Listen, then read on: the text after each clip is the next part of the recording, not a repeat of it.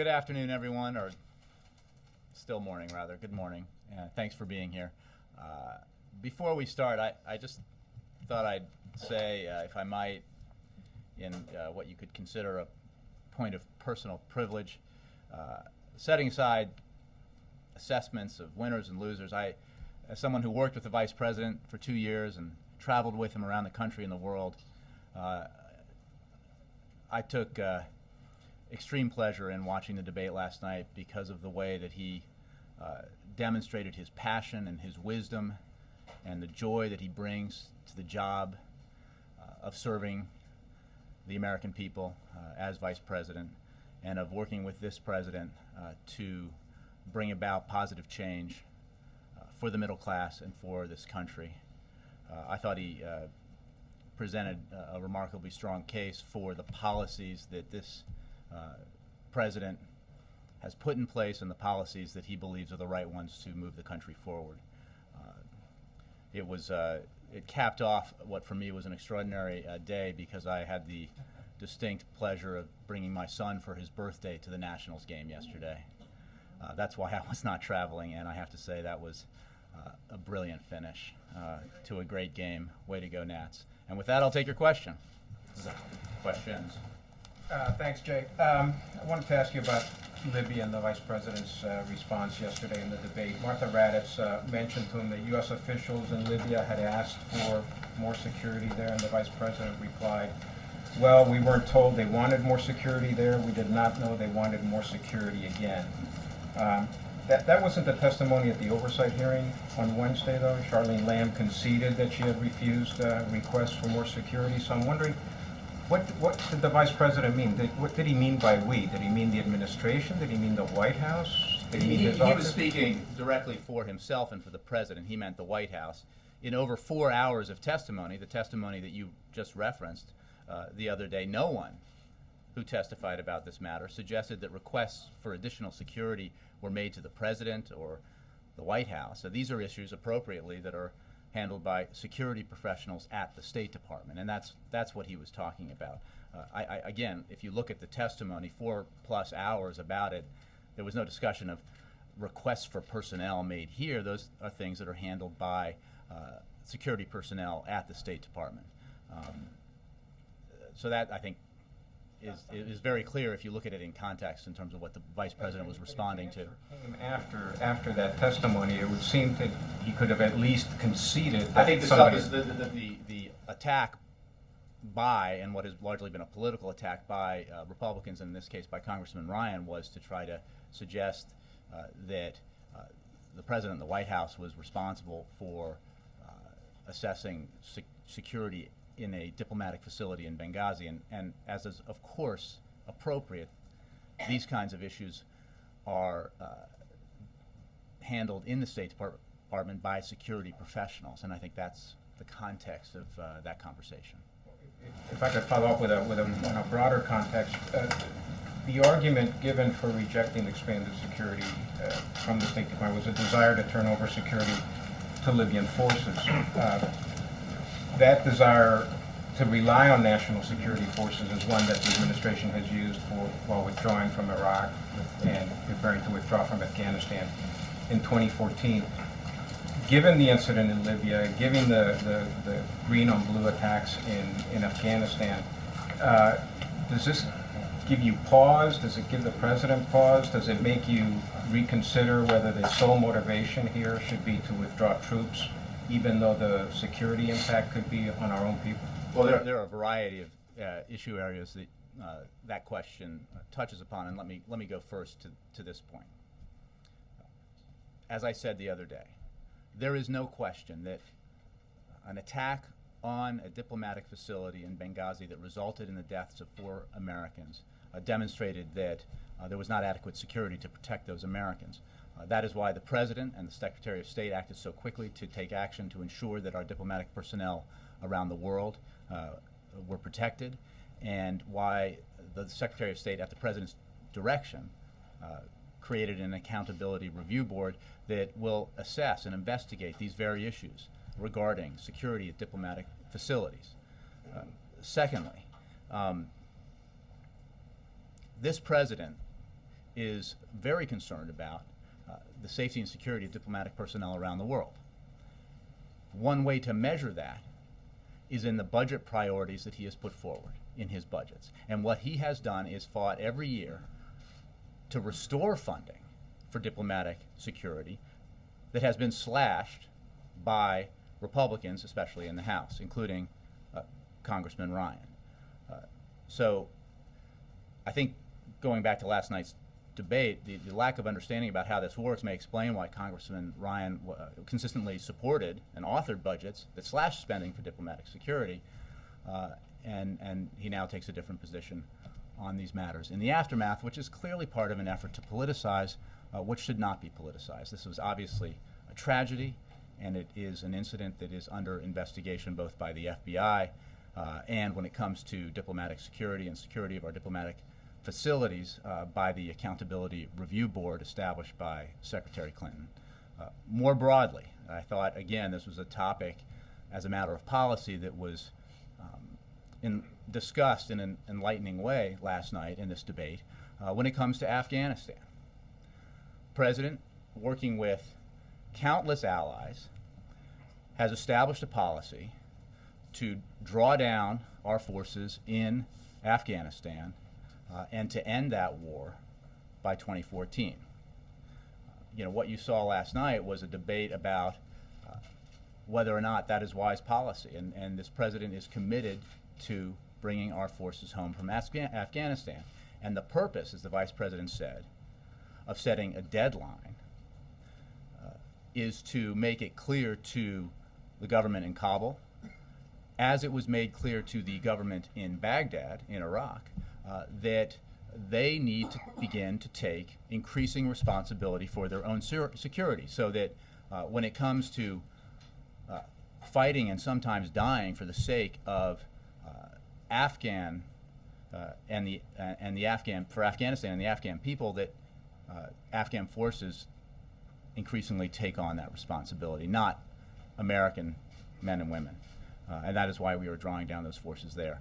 The President's very committed to this. He made clear in the campaign for President in 2008 that he would end the war in Iraq. He did. He has made clear that he would refocus attention on what was a neglected war in Afghanistan, refocus our mission on al-Qaeda and decimating al-Qaeda's leadership in Afghanistan and Pakistan. He has, and he has made clear that this is not a war without end, where we will insert American forces to do the job that should be done once they're trained up by Afghan forces, and he is happy to have that debate. So, Jay, are you saying on Libya? Can you say on Libya that basically the buck stops with the State Department on security? Then it doesn't stop at the White House. Well, that's an unartful, made-for-television phrasing, Ed. But the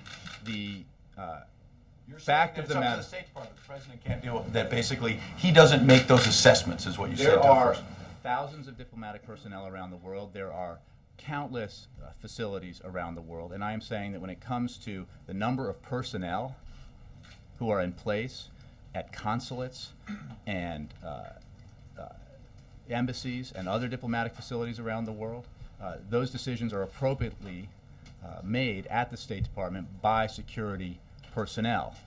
When it comes to funding, yeah, this president fights to make sure that embassy security and diplomatic security is adequately funded, make sure that that funding is restored when efforts on Capitol Hill are made, principally by House Republicans, including Congressman Ryan, to slash it in order to cut taxes for the wealthiest 2% in this country.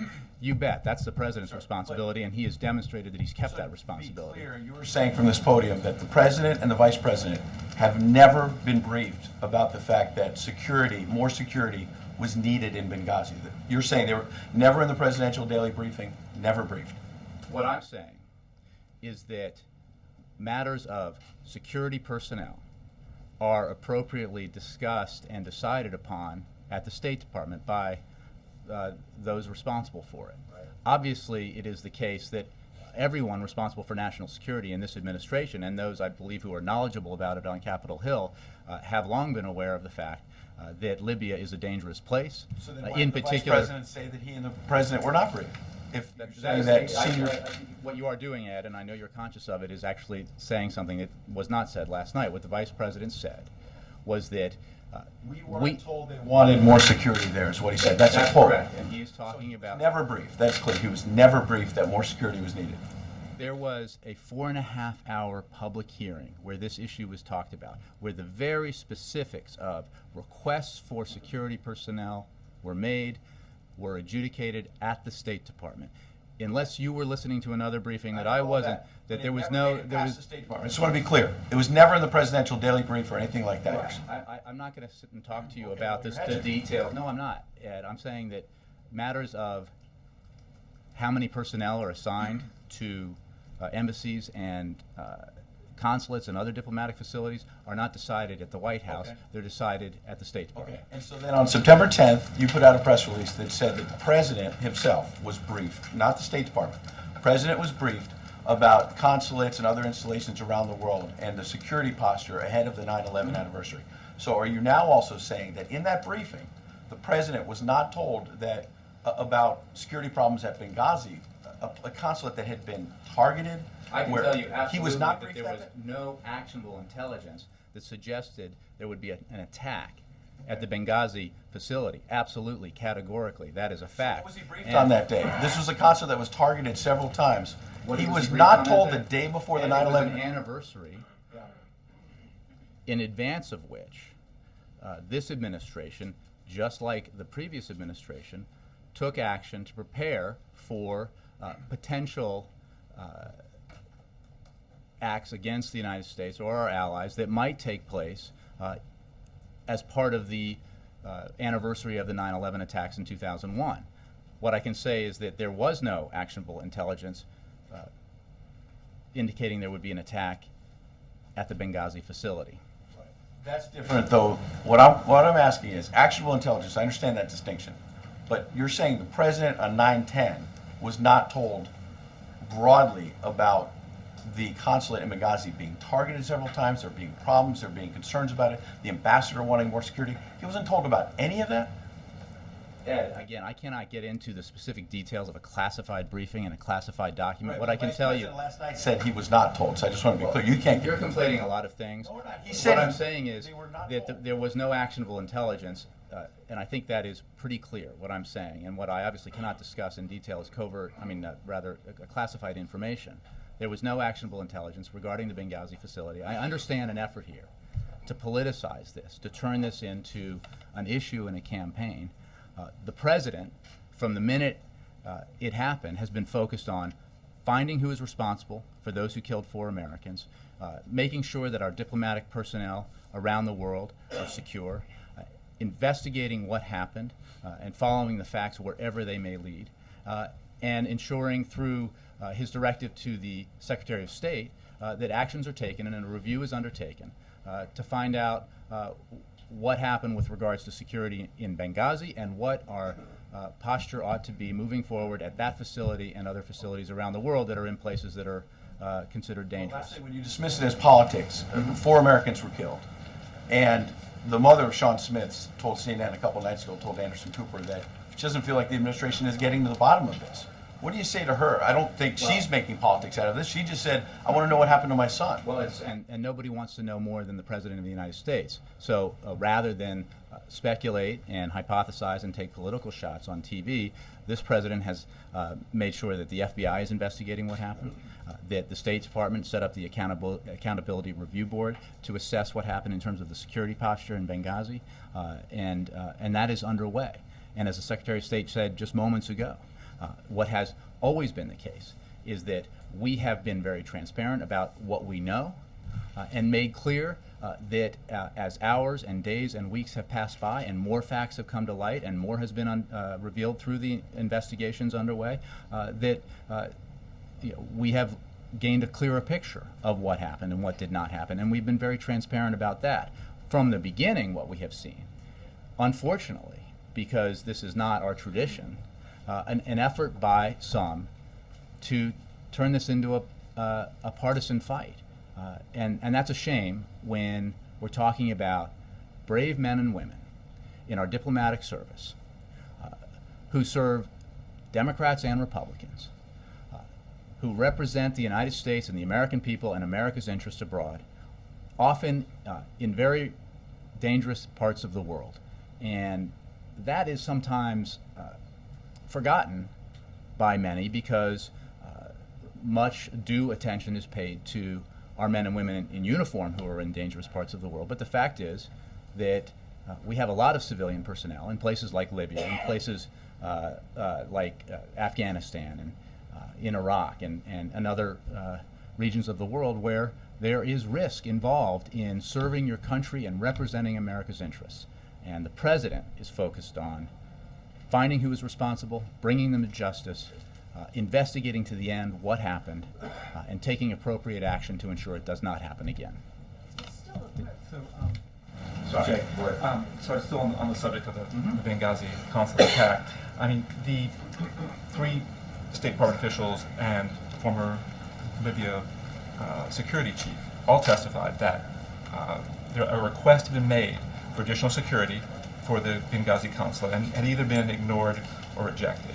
So I guess I want to clarify, those requests never made their way to the White House. We know you said they haven't made their way to the president or the vice president. Individual personnel at thousands of facilities around the country are not adjudicated at the White House. They are decided at the State Department appropriately, and the State Department, has to make assessments, and this is all under review by the Accountability Review Board, and that process should be allowed to continue and not be prejudged.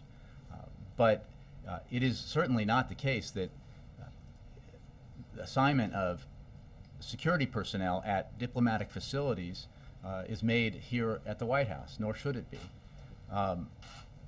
What is the case is that the president sets his priorities in his budgets, and the president has set levels of funding for diplomatic security in his budgets that have been routinely slashed by Republicans, especially in the House.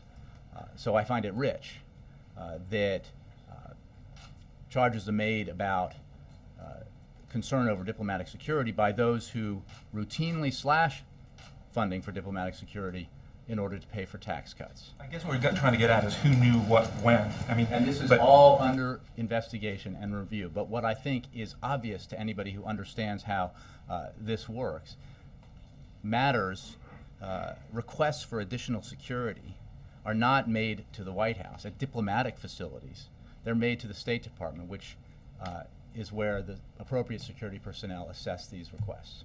The Vice President's comments last night in the debate were widely interpreted as saying that the administration was absolved. He said, we weren't told. Okay, so you're saying the State Department was told. The Vice President was speaking about himself and the President and the White House. He was not referring to the administration. Clearly, since there was a public hearing for 4.5 hours where it was discussed openly by individuals working at the State Department, requests that were made. Obviously, he was referring to, he wasn't talking about the administration writ large, he was speaking about himself and the President and the White House. Okay. And of course, the Vice President made a much more aggressive and expressive presentation of the administration and Obama campaign's views yesterday in his debate performance, which is much better received than the President's himself in his past debate. What, if any, lessons does the President take away from having watched that debate? And what kind of changes in his preparation in Williamsburg can we expect? Will he change his debate partner to reflect a different approach? Well, let me say a couple of things. Questions about campaign strategy, debate prep are more appropriately addressed to my colleagues on the campaign. I can tell you that, as you know, the President watched the debate last night, thought the Vice President did an excellent job presenting this administration's case, this President's case, and this Vice President's case for why we need to continue to move forward, why we need to make decisions about our economic policy that allows our economy to grow from the middle out instead of from the top down, and why we have taken the actions that we have and need to continue to take the actions that we have to enhance America's national security interests around the world. President watched the debate on Air Force One, flying back from Florida, with a number of staff who were traveling with him, including our own Josh Earnest. And I think he spoke to reporters afterwards and made clear that he was very pleased with the Vice President's presentation last night.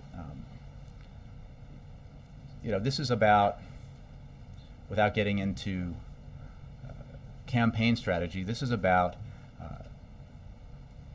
very serious issues of public policy, very serious matters about choices we make in budget priorities, and we were just talking about one of them. The President believes, as the Vice President made so clear yesterday, that we cannot afford to put back in place the policies that helped precipitate the worst financial crisis in our history, or at least since our lives, since the Great Depression. We cannot afford to raise taxes on the middle class in order to give tax cuts to millionaires and billionaires. We can't afford, our seniors and future seniors cannot afford to have their health security undermined by a system that would turn Medicare, one of the greatest accomplishments for older Americans in the history of this country, into a voucher system that puts seniors at the mercy of insurance companies. The President will not do that. And I'm confident that he will make that case when he has the opportunity to go before the American people again in a debate next week. I know that he feels the Vice President made that case very well last night. Can I ask if Let me get it there. Thank you, Jay. I want to go back to Libya again. In answering the question, you keep referring to the process, and I don't think anyone argues with the fact that the State Department takes the lead in deciding security issues and so forth. But no one is really talking about that.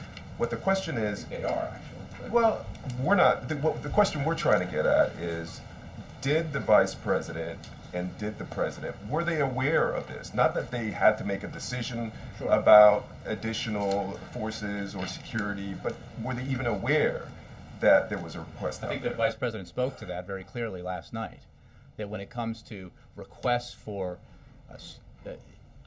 security personnel at diplomatic facilities, that those requests are made to and reviewed by the appropriate security personnel at the State Department.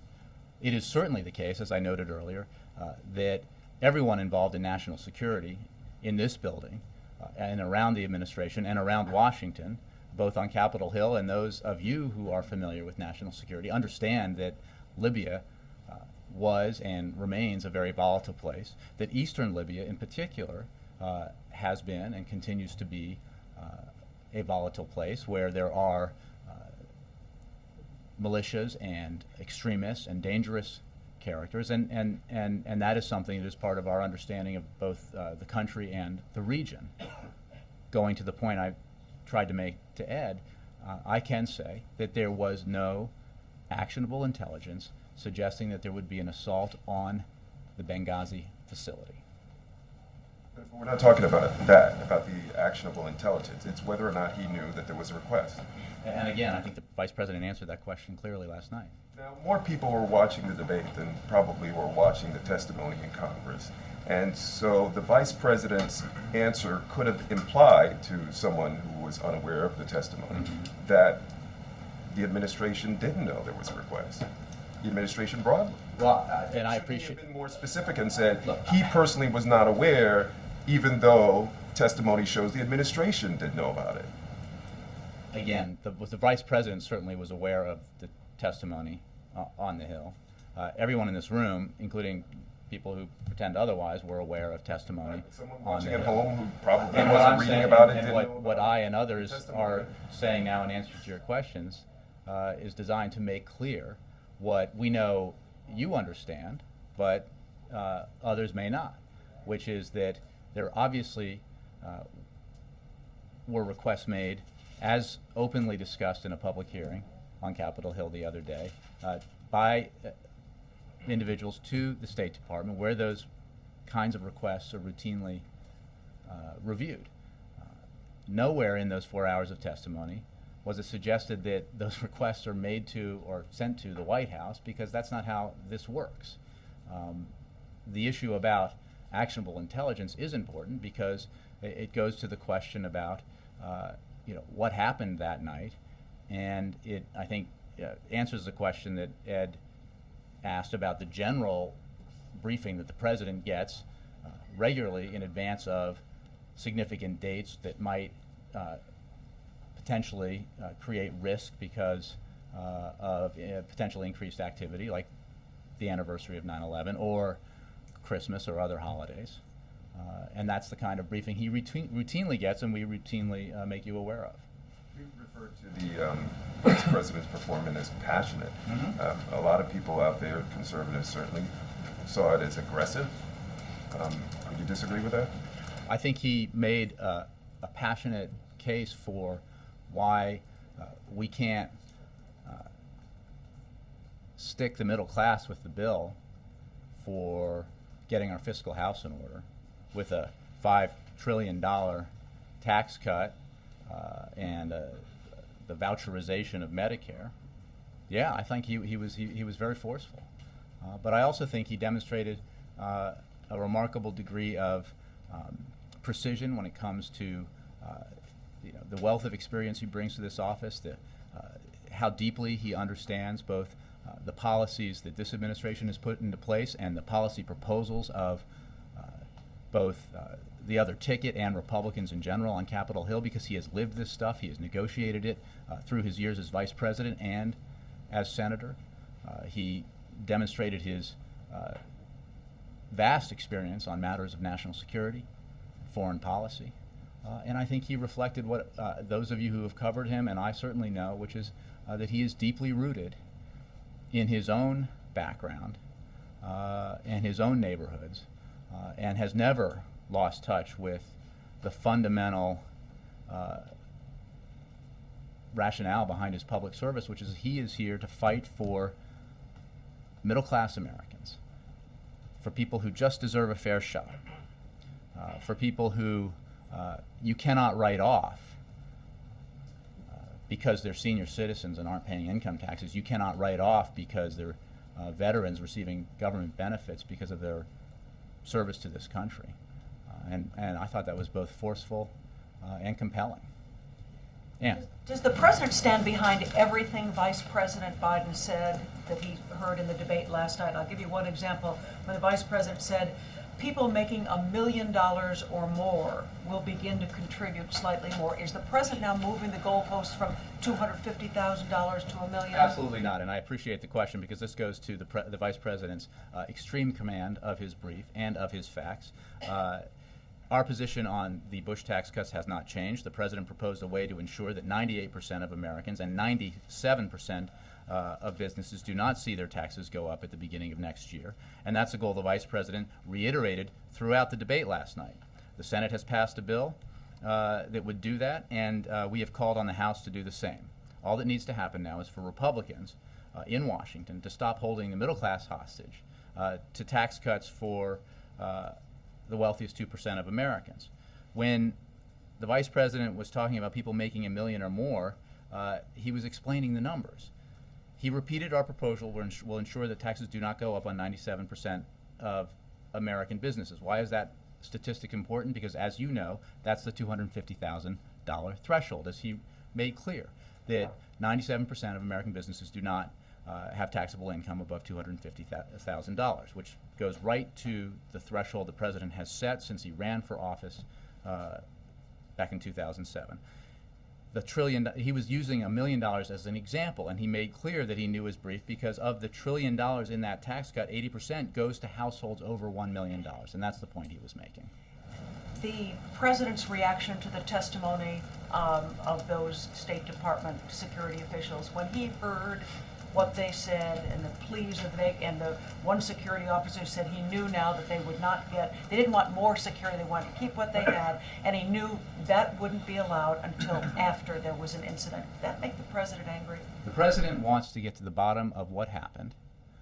Your own network interviewed the president and asked him about the situation in Benghazi, so I would refer to what the president said. He is committed to finding out what happened. He is committed to making sure that those who killed 4 Americans are brought to justice, and he is committed to ensuring that actions are taken after the Accountability Review Board thoroughly assesses this matter to make sure that what happened in Benghazi never happens again. It is important to note that part of doing that is maintaining through your budget the priority of ensuring that diplomatic security is properly funded, a fact that others don't seem or have not seemed in the past to think is important. Did those security officials making the decision not to increase or maintain security, are they, if they're still following the president's policy, is it the president's policy it's better to get security to the hands and trained local forces, or is he blaming it simply on the dollars that are on the books of the State It's not Department? blaming it on anything. This is under review. It is under investigation, and I would encourage everyone to assess that review when it's completed.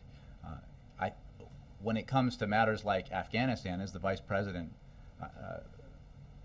made clear so effectively last night, absolutely, it is our policy that after more than a decade of war in Afghanistan, after he took a policy that was wildly adrift and unfocused and under-resourced in Afghanistan, and made clear what our priorities there should be, and executed on a mission that has effectively gone after Al-Qaeda Central in the AfPak region, has delivered severe blows to the senior leadership in Al-Qaeda, and has created the time and space to build up Afghan security forces that, yes, it is time to bring American forces home and to turn over increasingly responsibility for Afghan security to the Afghans.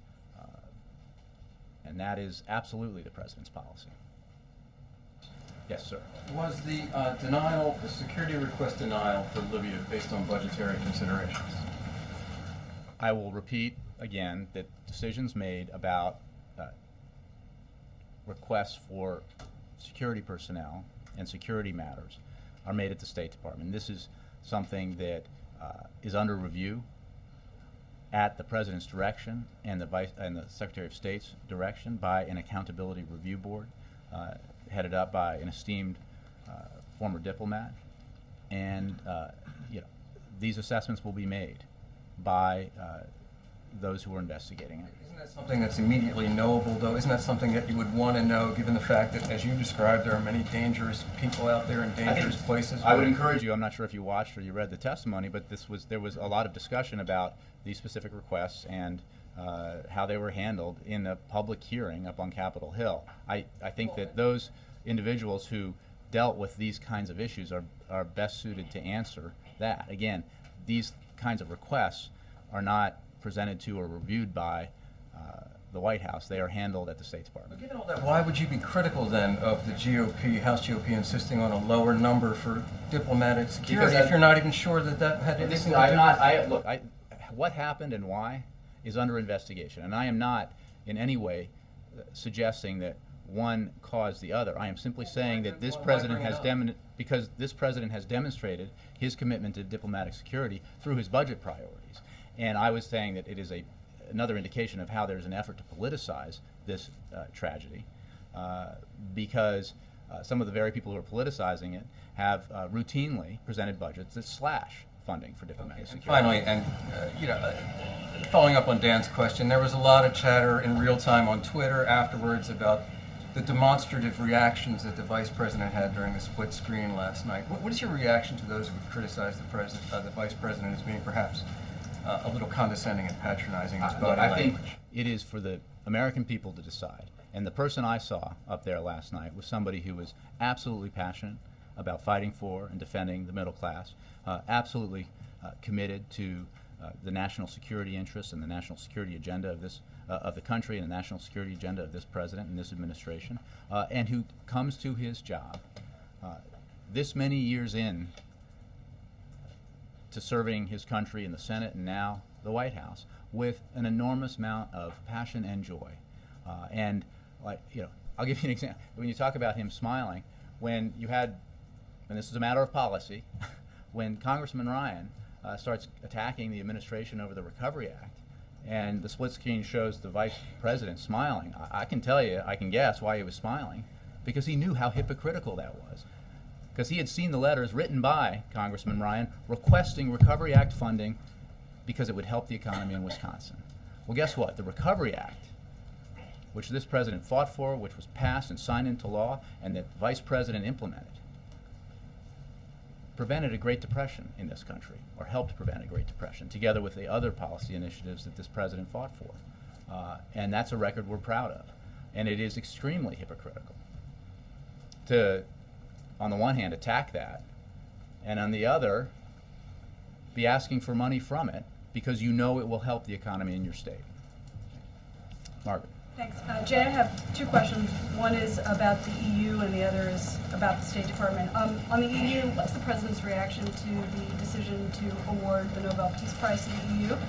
I haven't spoken with him about it, so I don't have a personal reaction for you. I can say, obviously, that if you step back and look at what has happened in Europe in the wake, in the last 60 some odd years since the end of World War II, it is a remarkable accomplishment.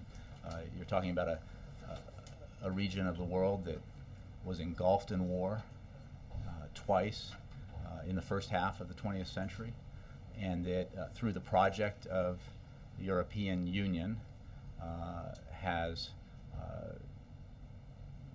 demonstrated that resolving differences through politics and through policy is a far better path than through war. And you know, we are all mostly too young to remember that Europe, but we have grandparents who remember it, and we have the history books that tell us about it. And it is rather remarkable if you think about it, what even as it deals with its challenges and as it has dealt with them in the past, what Europe looks like today, now unified in the post-Soviet era and the end of the Cold War, compared to what it looked like in 1945 or 1955. If I can do my State Department question real quick. Sure. I know we've sort of been over this, but does the White House agree that the State Department never did conclude that the attack in Benghazi was triggered by a spontaneous demonstration? And if so, why did Ambassador Rice say that on September 16th? Well, I did go over this 2 days ago. The Secretary of State was asked about this an hour or so ago. But I can simply tell you what Pat Kennedy, the Undersecretary of State for Management, I believe a multi-decade veteran, a career veteran of the Foreign Service, can say, somebody who's worked under Democratic and Republican administrations, and he said no one in the administrations has claimed to know all the answers. Secretary of State said the same thing just an hour ago. We have always made clear that we are giving the best information we have at the time, and that information has evolved. For example, if any administration official, including any career official, were on television on Sunday, September 16th, they would have said what Ambassador Rice said. The information she had at that point from the intelligence community is the same that I had at that point, and this is Pat Kennedy speaking. As time went on, additional information became available. Clearly we know more today than we did on the Sunday after the attack, but as the process moves forward and more information becomes available, we will be sure to continue consulting with you. And that was Pat Kennedy's testimony to Congress on Capitol Hill just 2 days ago. Is the distinction that the State Department never concluded it, but the Intelligence Department, the intelligence community originally did, and that's the talking points that she was speaking from, not the State Department's? Again, I think what the State Department said in the voice of Pat Kennedy is that the information that they had was the same as the information that Ambassador Rice had, and they would have said the same thing that Ambassador Rice said, the things that I said, based on the, and as you recall, the DNI put out a letter explaining how the intelligence that they were able to collect and assess has evolved over time. And what they never concluded that it was a spontaneous demonstration. Is it the technicalities of like the actual verbiage, the word concluded, that they thought it might be, and that's what they were going on? First of all, let me just take a step back and say there's a lot that's under investigation here, and I think it does not help to grab onto one bit of information or one fact and make conclusions from them. There is there's been some confusion and conflation around things like protests or reactions to protests. The fact of the matter is there was what was happening in Cairo was being seen around the world in terms of the protests and demonstrations in Cairo. There were protests and demonstrations in other parts of the world in reaction to that video. And it was certainly a focus of concern here in the White House and at the State Department and elsewhere that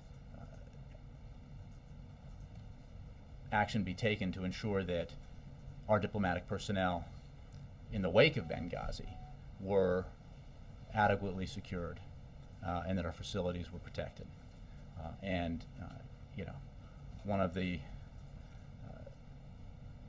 misstatements last night that was put forward was an attack on the president for mentioning the video at the United Nations.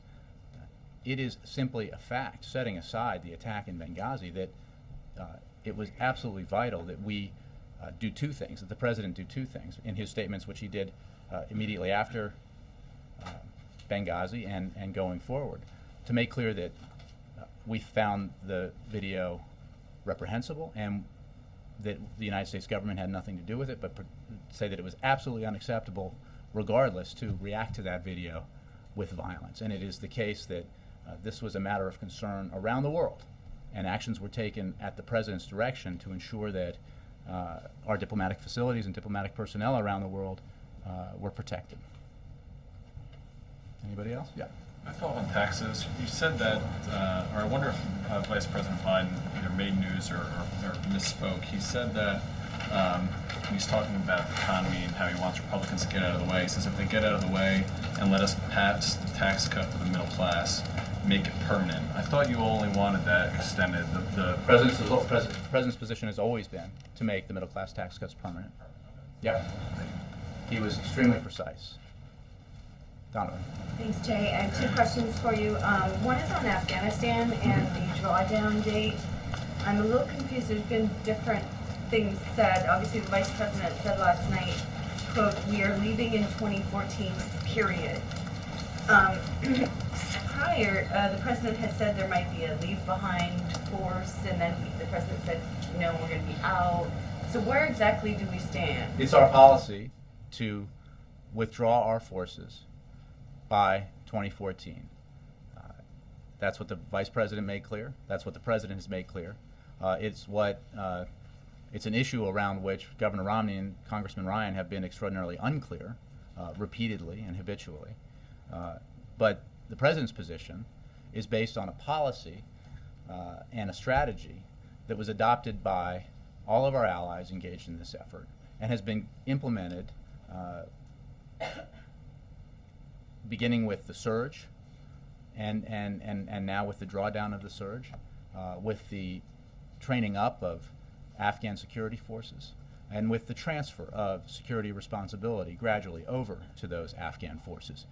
And it is, I think, the point that the Vice President made that was so significant is that when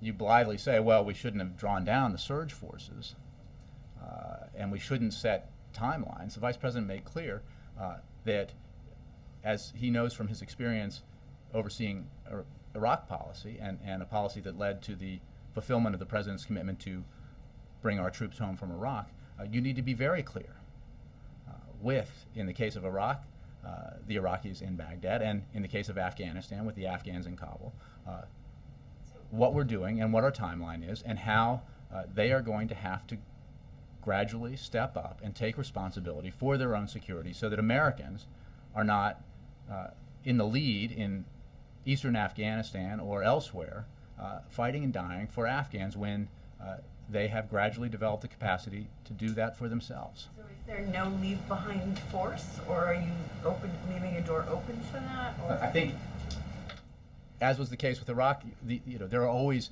conversations, but about future relations between our country and a country like Iraq or with Afghanistan. But in terms of the forces that are there now and the policy of this president, as was the case with Iraq, we are ending that war in 2014. That is the policy of the of the President of the United States.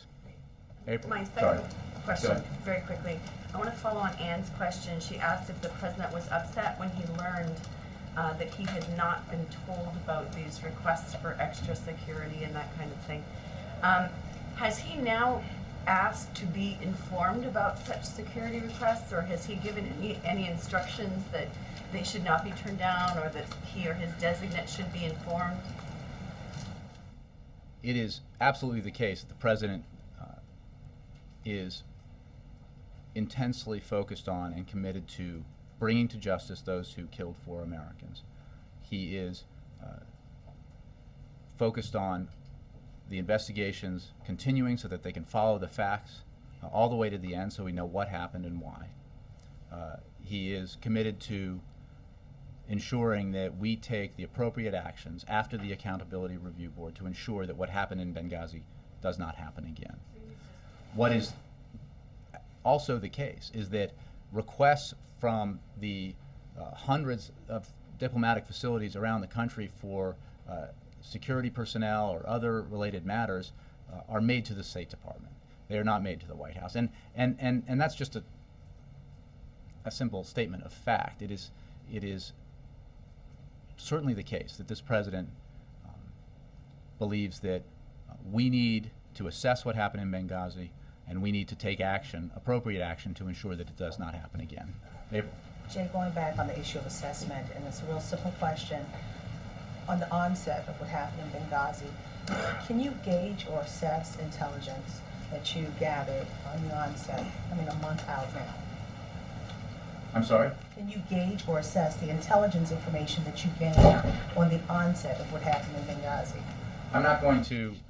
We have given you information that we can, based on what we have known at the time, and that has been the case from the beginning. And it has been all of us.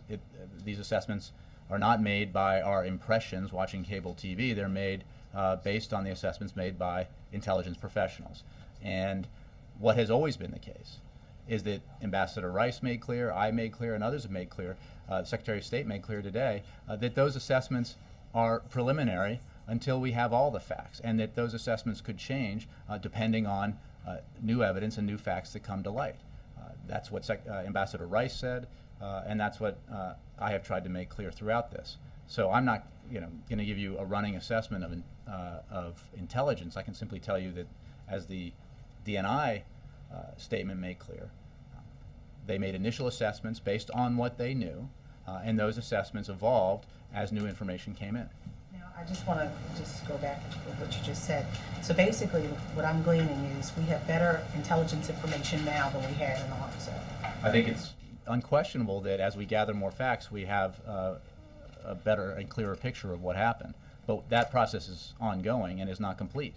And it is the case, as Secretary Clinton said today, that even now there are things that are still open to question and assessment as more facts come in, and that's why the investigation is continuing.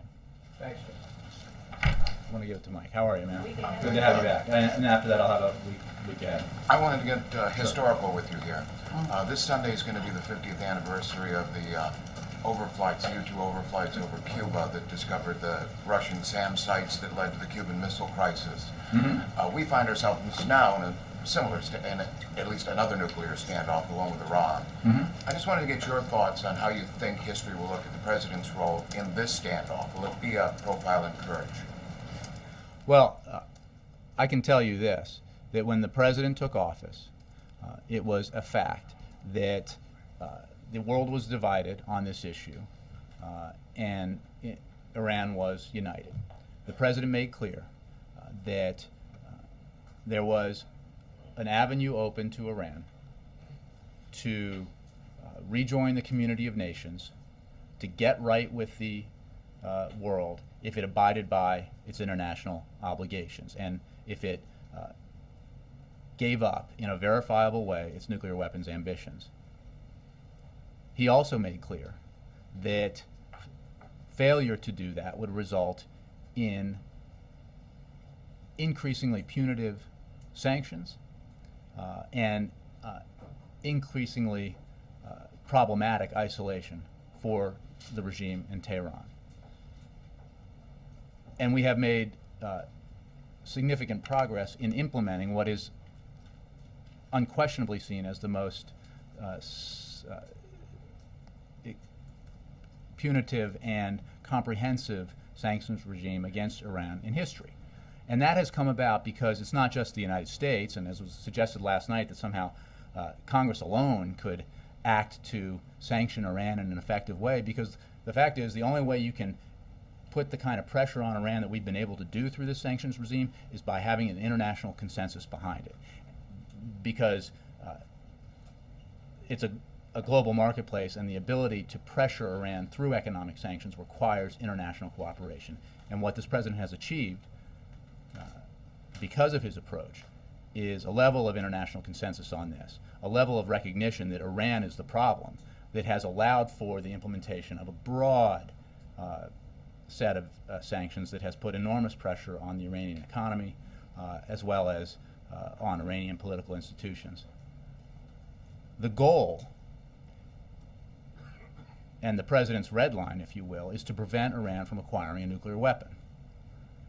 There is time and space to allow this approach to go forward. What the president has also made clear is that he will take no tool off the table, no option off the table, in ensuring that Iran does not acquire a nuclear weapon. But it is absolutely the case that the best way to ensure that is to pressure Iran to the point where it makes the decision, the regime makes the decision, to forsake its nuclear weapons because the cost is too high, and to forsake that program in a verifiable way. And that's what the president's pursuing. Just a quick follow-on. You said you called the vice president's performance excellent. I was just wondering, will we see the president try to emulate that? Will we see a feistier performance from him? I got a version of that earlier, and I'm not going to preview the president's performance. I will simply say that he's looking forward, as he always does, to the opportunity to present to the American people in a forum like this upcoming debate his vision for how we need to continue to move the country forward, how we need to grow the economy from the middle out, how focusing on the middle class and helping the middle class grow is the way that we have always grown most effectively as a country. And next week, next Tuesday is an opportunity to do that, and I look forward to that, I'm sure, as much as you do. Thanks, guys. Oh, wait, week ahead. Week ahead. One day. Let's see. Speaking of next week, on Monday, the president will remain in Williamsburg, Virginia. On Tuesday, the president will travel to Hempstead, New York, where he will participate in the second presidential debate at Hofstra University. The First Lady will also attend. The president will return to Washington, D.C. later in the evening. On Wednesday, the president will travel to Cedar Rapids, Iowa, and Athens, Ohio for campaign events. The president will return to Washington, D.C. that evening. On Thursday, the president will travel to Manchester, New Hampshire for a campaign event. And also on Thursday, the president will deliver remarks at the 67th annual Alfred E. Smith Memorial Foundation dinner in New York City. The president will return to Washington that evening. And on Friday, the president will travel to Camp David, where he will remain overnight. Thank you all. Just overnight? Well, that's my week ahead.